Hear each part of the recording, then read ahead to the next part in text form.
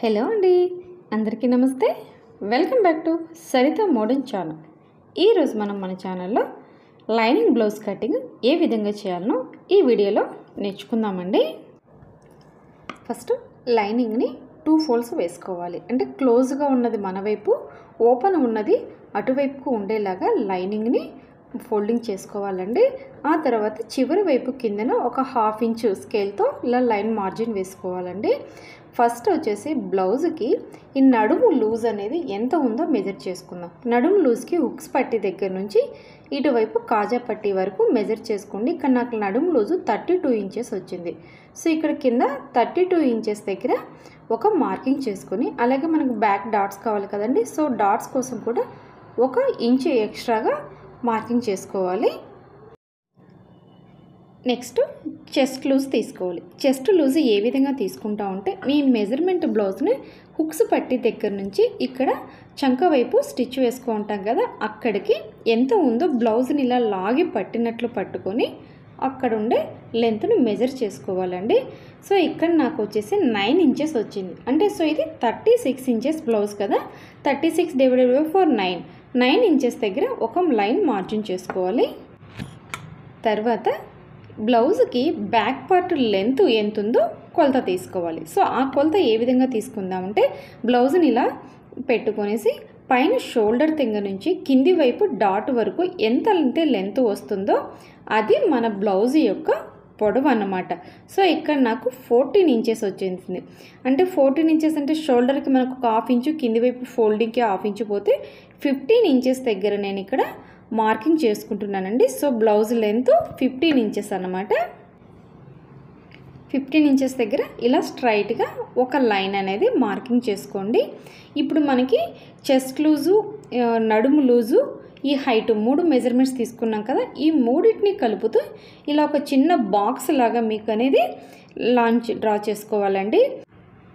Next shoulder వెడల్పు తీసుకుందాం. ఇక్కడ షోల్డర్ వచ్చేసి నేను 5.5 ఇంచెస్ దగ్గర మార్కింగ్ చేసుకుంటున్నాను.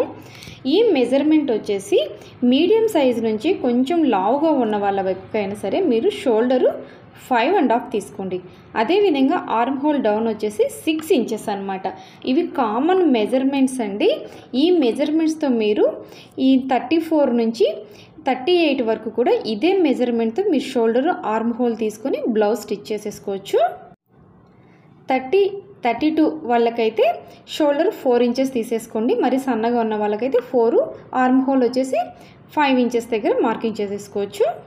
ఆర్మ్ హోల్ డౌన్లో కూడా మీరు మార్కింగ్ చేసుకునేటప్పుడు పైన అయితే ఏదైతే షోల్డర్ 5.5 వచ్చిందో ఈ చివరి వైపుని కూడా 5.5 ఉందా లేదా అని ఒకసారి చెక్ చేసుకోండి. ఎందుకంటే ఒకసారి మార్కింగ్ చేసేటప్పుడు పైన 5.5 పెడతాం, కిందికి వచ్చేళ్ళకి ఇక్కడ గ్యాప్ 6 వచ్చేస్తుంది మనకి. అప్పుడు ఆర్మ్ హోల్ బ్లౌజ్ ఫిట్టింగ్ మొత్తం తేడాగా ఉంటుంది. కాబట్టి ఒక్కసారి చెక్ చేసుకుని పైన కింద 6 ఇంచెస్ దగ్గర మార్కింగ్ చేసుకోండి. అదేవిధంగా ఆర్మ్ హోల్ కార్నర్లో 1.5 ఇంచెస్ దగ్గర మార్కింగ్ చేసుకోవాలి. కొందరికి నెక్ చిన్నగా రావాలండి, మాకు షోల్డర్ దగ్గరికి వెడల్పు రావాలి అంటారు కదా, అలాంటి వాళ్ళు షోల్డర్ లెంత్ తగ్గించుకొని ఈ నెక్ విడ్త్ను పెంచుకోవచ్చు అన్నమాట. ఇక్కడ బ్లౌజ్కి షోల్డర్ వచ్చేసి 2.7 ఇంచెస్ దగ్గర ఉంది అండి. ఈ మిగిలిన 3 పాయింట్స్ వచ్చేసి ఇక్కడ షోల్డర్ దగ్గర మనకి కుట్టు కోసమని క్లాత్ వదులుకుంటాం కదా. సో టోటల్గా నేను ఇక్కడ 3 ఇంచెస్ షోల్డర్కి పెట్టుకొని నెక్ విడ్త్ 2.5 ఇంచెస్ దగ్గర ఒక మార్కింగ్ చేసుకున్నానండి. ఈ మీకు నెక్ విడ్త్ తక్కువ కావాలి అంటే మీ బ్లౌజ్ని బట్టి మీరు నెక్ విడ్త్ని పెంచుకోవడము, షోల్డర్ తగ్గించుకోవడం చేసేసుకోవచ్చు అనమాట. నెక్స్ట్ బ్యాక్ నెక్ లెంత్ ఎంత ఉందో చూసుకుందాం. సో ఫస్ట్ మన దగ్గర ఉన్నటువంటి మెజర్మెంట్ బ్లౌజ్ని ఈ విధంగా నీట్గా పెట్టుకోండి. కింది వైపు రౌండ్ దగ్గర మీకు గుర్తు కోసము ఇలా ఒక స్కేల్ను పెట్టుకొని మెజర్మెంట్ టేప్తో పైన షోల్డర్ దగ్గర నుంచి ఈ కింద మనకి రౌండ్ తిరుగుతుంది కదా నెక్, ఆ రౌండ్ దగ్గరికి టేప్లో ఎన్ని పాయింట్లు వచ్చినాయో చూసుకోండి. ఇక్కడ నాకు 10 ఇంచెస్ వచ్చేసింది. సో నా బ్యాక్ నెక్ లెంత్ ఇక్కడ 10 ఇంచెస్గా మీరు తీసుకోవాలండి కొలతలు. చిన్న సైజు బ్లౌజ్ అయినా పెద్ద సైజు బ్లౌజ్ అయినా కూడా బ్యాక్ పార్ట్ లెంత్ ఈ విధంగానే తీసుకోండి, మీకు కరెక్ట్గా సెట్ అయిపోతుంది. ఈ బ్యాక్ నెక్ లెంత్ని మీరు రౌండ్ తీసుకోవాలన్నా, స్క్వేర్ తీసుకున్నా లేదా స్టార్ నెక్ తీసుకోవాలన్నా ఏ నెక్కైనా ఫస్ట్ ఇలా ఒక బాక్స్ లాగా ఫస్ట్ మార్కింగ్ చేసుకోండి. ఆ తర్వాత ఈ బాక్స్ లోపల నుండి మీకు ఏ నెక్ షేప్ కావాలంటే ఆ నెక్ను మనం షేప్ అవుట్ తీసుకొని డ్రా చేసుకోవచ్చు. నెక్స్ట్ ఇక్కడ బ్లౌజ్కి నేను రౌండ్ నెక్ మార్కింగ్ చేస్తున్నాను. సో పర్ఫెక్ట్ రౌండ్ నెక్ రావాలి మీకు అనుకుంటే ఈ కార్నర్ లోపల ఉంది కదండి 1 ఇంచ్ దగ్గర ఒక మార్కింగ్ చేసి ఆ కరెక్ట్గా రౌండ్ షేప్ అనేది మీరు డ్రా చేసుకోవచ్చు. లేదండి మాకు కింద రౌండ్ అనేది కొంచెం బ్రాడ్గా రావాలి అనుకుంటే ఇప్పుడు ఈ రౌండ్ ఉంది కదా, ఇక్కడ రౌండ్ ఆ 1 పాయింట్ దగ్గర మనం ఒక కార్నర్లో రౌండ్ గీసాం కదా, ఆ రౌండ్ బయట నుంచి మీరు నెక్ షేప్ అనేది డ్రా చేసుకుంటే కింది వైపు బ్రాడ్గా నెక్ వస్తుంది. కింది వైపు రౌండ్ నెక్ని కొంచెం బ్రాడ్గా డ్రా చేసుకున్నాం కదండి. సో ఇప్పుడు పైన కూడా మనం స్ట్రైట్గా 2.5 ఇంచెస్ దగ్గర విడతకే లైన్ డ్రా చేసామంటే ఈ షోల్డర్స్ అనేవి జారుతాయి. సో షోల్డర్స్ జారకుండా ఈ నెక్ కొంచెం లోపలి వైపుకి కట్ చేసేసుకోవాలి. నెక్స్ట్ ఆర్మ్ హోల్ రౌండ్ అనేది డ్రా చేసుకుందామండి. సో దీనికోసం ఏం చేస్తామంటే 6 ఇంచెస్ మనం ఆర్మ్ హోల్ డౌన్ తీసుకున్నాం కదా, సో 3 ఇంచెస్ మధ్యలో ఒక మార్కింగ్ పెట్టుకొని అక్కడి నుంచి ఇక్కడికి రౌండ్గా ఒక కర్వ్ లాగా తీసుకుంటూ డ్రా చేసుకోవాలి. ఆర్మ్ హోల్ రౌండ్ కూడా డ్రా చేసేసుకున్నాము. నెక్స్ట్ ఫైనల్గా ఇక్కడ మనం తీసుకున్న మెజర్మెంట్స్ని అనుకొని 1.5 ఇంచెస్ నుంచి 2 ఇంచెస్ వరకు ఎక్స్ట్రాగా మనం కుట్టుకోవడానికి కుట్ల కోసం క్లాత్ వదులుకోవాలి కదండి. సో ఇది వచ్చేసి ఎక్స్ట్రా క్లాత్ అన్నమాట. ఇక్కడ 1.5 ఇంచెస్ లేదు మాకు ఇంకా ఎక్కువ క్లాత్ కావాలి అందులో అంటే 2 ఇంచెస్ వరకు అయినా సరే మీరు మార్జిన్ చేసుకుని ఇలా ఒక లైన్ డ్రా చేసేసుకోండి. సో ఇప్పుడు మనం మొత్తం బ్యాక్ పార్ట్ మార్కింగ్ పూర్తయిపోయింది కదా, డ్రా చేసుకున్న దాని ప్రకారము నీట్గా కట్ చేసుకోవాలండి. ఈ మెజర్మెంట్స్తో మీరు బ్లౌజ్ కుట్టి చూడండి, మీకు పర్ఫెక్ట్గా బోటిక్ స్టైల్లో మాదిరే బ్లౌజ్ ఫిట్టింగ్ అనేది కుదురుతుందండి. కొంతమందికి ఎంతమంది టైలర్ల దగ్గర కుట్టించినా కూడా బ్లౌజులు అనేవి ఫిట్టింగ్ కుదరదు కదా. సో అలాంటి వాళ్ళు ఈసారి మీ ఓన్ బ్లౌజ్కి ఈ మెజర్మెంట్స్తోనే ఒక్కసారి ట్రై చేసి చూడండి. ఫైనల్గా ఈ బ్యాక్ నెక్ కూడా కట్ చేసేసుకోవాలి. బ్యాక్ పార్ట్ పూర్తయిపోయింది కదండి. So next front part cut చేసుకుందాం. ఇక్కడ మనం స్టిచ్ అయిపోతే క్రాస్ కట్ బ్లౌజ్ కదా. సో ఇప్పుడు మిగిలిన పార్ట్ మీద ఈ బ్యాక్ పార్ట్ని తీసుకొని ఈ విధంగా వీడియోలో చూపించిన విధంగా క్రాస్గా పెట్టుకోవాలన్నమాట. మా క్రాస్ కట్ వద్దు స్ట్రైట్ కట్ కావాలి అనుకున్న వాళ్ళు ఈ బ్యాక్ పార్ట్ని స్ట్రైట్గా పెట్టుకుంటే సరిపోతుంది. ఇప్పుడు ఇక్కడ ఈ బ్యాక్ పార్ట్ బ్లౌజ్ పీస్ ఉంది కదా, దీని వెంబడి అవుట్లైన్ అనేది మీరు డ్రా చేసుకోవాలి. యాజ్ ఇట్ ఈస్ కానీ ఫస్ట్ ఈ బ్యాక్ పార్ట్ని పెట్టి చుట్టూ చివరి వైపు అన్నమాట ఈ నెక్కు ఆర్ము స్ట్రైట్ లైన్ మొత్తం డ్రా చేసేసుకోవాలి. సో ఇప్పుడు మనకి మొత్తం అవుట్లైన్ అనేది డ్రా చేసుకున్నాం కదా. సో ఇప్పుడు ఈ బ్యాక్ పార్ట్ని పక్కన పెట్టేయండి. ఇప్పుడు మనకి ఈ ఫ్రంట్ పార్ట్ లెంత్ కావాలి అన్నమాట. సో మెజర్మెంట్ బ్లౌజ్ తీసుకోండి, మీ ఆల్తీ బ్లౌజ్ తీసుకొని ఆ బ్లౌజ్లో ఫ్రంట్ పార్ట్ లెంత్ ఏ విధంగా కొలుచుకోవాలో చూపిస్తాను. మీరు ప్రతి దానికి హుక్స్ పట్టి సైడే మెజర్మెంట్స్ తీసుకోవాలండి. ఇదొక్కటి గుర్తుపెట్టుకోండి. కాజా పట్టి మెజర్మెంట్స్ తీసుకుంటే మీకు పర్ఫెక్ట్గా రాదు. ఇప్పుడు ఇక్కడ షోల్డర్ దగ్గర నుంచి ఈ ఫ్రంట్ పార్ట్ డాట్ ఉంది కదండి, ఆ డాట్ పట్టుకొని కింది వైపుకు బాగా లాగాలన్నమాట. ఇలా లాగినట్లు పట్టుకొని అక్కడ చివరి వైపు ఏ పాయింట్ దగ్గరకు వచ్చిందో అక్కడ మార్కింగ్ చేసుకోండి. ఈ లెంతే మీకు ఫ్రంట్ పార్ట్ యొక్క లెంత్ అన్నమాట. నెక్స్ట్ ఫ్రంట్ నెక్ లెంత్, ఈ లెంత్ ఏ విధంగా తీసుకోవాలి. సో దీనికోసము మీ దగ్గర ఉన్నటువంటి ఆల్తీ బ్లౌజ్ని ఇక్కడ వీడియోలో చూపించినట్లుగా పెట్టుకునేసి మెజర్మెంట్ పై టేపు పైన షోల్డర్ దగ్గర నుంచి ఈ కింది వైపు మీకు రౌండ్ తిరిగే చోటు ఉంటుంది కదా, సో అక్కడికి ఈ టేపును చూడండి. వీడియోలో నేను ఏ విధంగా ఫోల్డ్ చేస్తున్నానో ఇలా ఫోల్డ్ చేస్తే అక్కడ ఏ పాయింట్ అయితే వస్తుందో అది మీ ఫ్రంట్ నెక్ యొక్క లెంత్. ఈ విధంగా మీరు లెంత్ తీసుకున్నారంటే మీకు పర్ఫెక్ట్గా ఫ్రంట్ నెక్ లెంత్ అనేది వచ్చేస్తుందండి. సో నాకు ఇక్కడ 6 ఇంచెస్ వచ్చింది. 6 ఇంచెస్ దగ్గర ఒక మార్కింగ్ చేసుకోవాలి. ఫ్రంట్ నెక్ 6 ఇంచెస్ దగ్గర ఒక మార్కింగ్ చేసుకొని ఇక్కడ వీడియోలో చూపించినట్టుగా ఇటువైపు ముందు వైపు కనబడంటే హుక్స్ పట్టి కాజా పట్టేస్తుంది కదా, అటువైపుకి ఇలా ఒక కార్నర్ బాక్స్ లాగా వచ్చేలాగా మార్కింగ్ చేసుకోవాలండి. ఇప్పుడు ఫ్రంట్ నెక్ రౌండ్ షేప్ అనేది మార్కింగ్ చేసుకోండి. జస్ట్ ఇంతే అనమాట. ఇందాక మనం ఏ విధంగా బ్యాక్ అయితే మార్కింగ్ చేసుకున్నామో ఆ విధంగా. కొంచెం ఫ్రంట్ మాకు షేప్ బ్రాడ్గా రావాలి నెక్ కూడా అనుకున్న వాళ్ళు ఇక్కడ నేను లైన్ ఉంది కదండి, స్క్వేర్ బాక్స్ లాగా తీసాం కదా, ఆ లైన్ బయట నుంచి కొంచెం టచ్ అయినట్లుగా లైన్ డ్రా చేసుకోండి.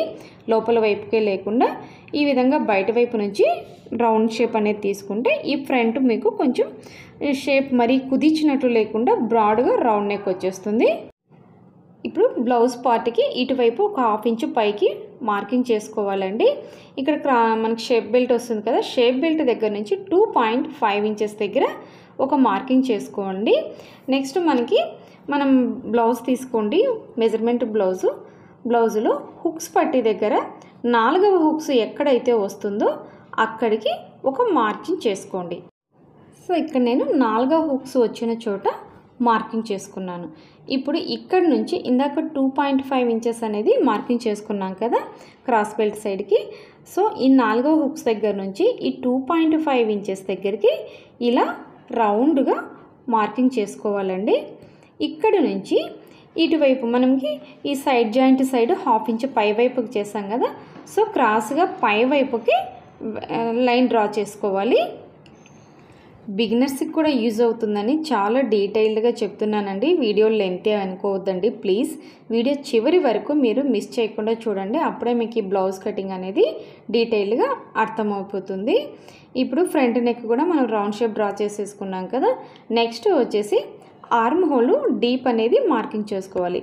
సో ఇక్కడ మనకి ఆర్మ్ హోల్ దగ్గర 1/2 ఇంచు డౌన్కి మార్కింగ్ చేసుకొని ఈ చివరి వైపుకి ఇలా లైట్గా రౌండ్ షేప్ తీసుకొని మార్కింగ్ చేసుకోవాలి అండి. సో మనం చేసుకున్నటువంటి ఈ మార్కింగ్ ప్రకారమే ఈ ఫ్రంట్ పార్ట్ను కూడా నీట్గా కట్ చేసి పెట్టుకోవాలి. ఫ్రెండ్స్, మీకు ఈ వీడియో మీ బంధువులకు కానీ మీ ఫ్రెండ్స్కి కానీ ఎవరికైనా ఉపయోగపడుతుందంటే వీడియోని షేర్ చేయండి. ఫస్ట్ టైం చూస్తున్నట్లయితే సరిత మోడెం ఛానల్ని సబ్స్క్రైబ్ చేసుకోండి. పక్కనున్న బెల్ ఐకాన్ని కూడా ఆన్ చేయండి. ఫ్రంట్ పార్ట్ కూడా కట్ చేసామండి. సో ఫ్రంట్ పార్ట్ డాట్స్ నేను స్టిచ్చింగ్ వీడియోలో మీకు ఈ డాట్స్ అనేవి ఏ విధంగా మార్కింగ్ చేసుకోవాలనో కూడా చెప్తానండి. నెక్స్ట్ హ్యాండ్స్ కట్ చేసుకుందాం. సో దీనికోసము మిగిలినటువంటి క్లాత్ని 4 ఫోల్డ్స్గా వేసుకొని ఈ చివరి వైపు ఒక 1/2 ఇంచ్ దగ్గర ఇలా ఒక స్ట్రైట్ లైన్ డ్రా చేసుకోండి. ఇది నాకు చివరి వైపు ఫోల్డింగ్ కోసమని నేను లైన్ డ్రా చేసుకున్నాను. నెక్స్ట్ ఇవి హ్యాండ్స్ పొడవు ఎంత తీసుకోవాలి. సో ఇక్కడ నేను బ్లౌజ్కి పొడవు వచ్చేసి 10 ఇంచెస్ దగ్గర ఫస్ట్ మార్కింగ్ చేసుకుంటున్నాను. సో యాక్చువల్గా బ్లౌజ్ పొడవు వచ్చేసి 7 ఇంచెస్ అండి. ఈ 3 ఇంచెస్ ఎక్స్ట్రా ఎందుకు మార్కింగ్ చేసుకుంటున్నానంటే ఇక్కడ నేను బ్లౌజ్కి పైన స్మాల్ పఫ్ అనేది పెట్టి స్టిచ్ చేయాలనుకుంటున్నాను కాబట్టి 3 ఇంచెస్ ఎక్స్ట్రా తీసుకున్నాను. సో 7 ఇంచెస్ మన యాక్చువల్ మెజర్మెంట్ దగ్గర 7 ఇంచెస్ దగ్గర ఒక లైన్ డ్రా చేసుకోవాలి. సో నెక్స్ట్ వచ్చేసి ఈ డౌన్కి హ్యాండ్ డౌన్కి ఇక్కడ నేను జస్ట్ 2 ఇంచెస్ దగ్గరే ఒక మార్కింగ్ చేసుకుంటున్నానండి. ఎందుకంటే మనకి మరీ ఎల్బో స్లీవ్స్ అయితే 3 ఇంచెస్ దగ్గర చేసుకుంటాము కాదు, కాబట్టి నేను జస్ట్ 2 ఇంచెస్ దగ్గర మార్కింగ్ చేసుకొని ఈ విధంగా స్ట్రైట్గా ఒక లైన్ అనేది డ్రా చేసుకోవాలి. నెక్స్ట్ హ్యాండ్ లూజ్ దగ్గర మార్కింగ్. ఈ బ్లౌజ్కి హ్యాండ్ లూజ్ వచ్చేసి 6 ఇంచెస్ అనమాట. సో 6 ఇంచెస్ దగ్గర ఒక మార్కింగు, ఎక్స్ట్రా 2 ఇంచెస్ మనకి స్టిచ్చింగ్ మార్జిన్ కోసమని ఎక్స్ట్రాగా మార్కింగ్ చేసుకోవాలి అండి. సో ఇప్పుడు మనకి షోల్డర్ దగ్గర అంటే 7 ఇంచెస్ దగ్గర నుంచి మీరు ఫస్ట్ మార్కింగ్ అనేది చేసుకోవాలండి.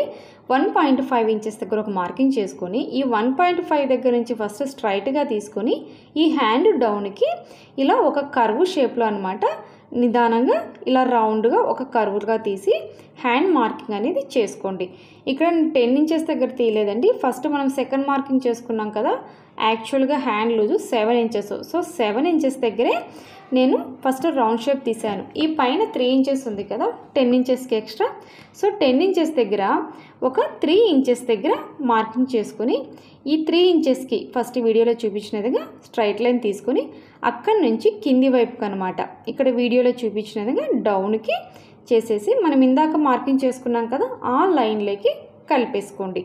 ఈ 3 ఇంచెస్ అనేది చెప్పా కదండి, చిన్న పఫ్ అనేది పెట్టి స్టిచ్ చేసుకుంటున్నాను, దానికోసమే ఈ 3 ఇంచెస్ అనమాట.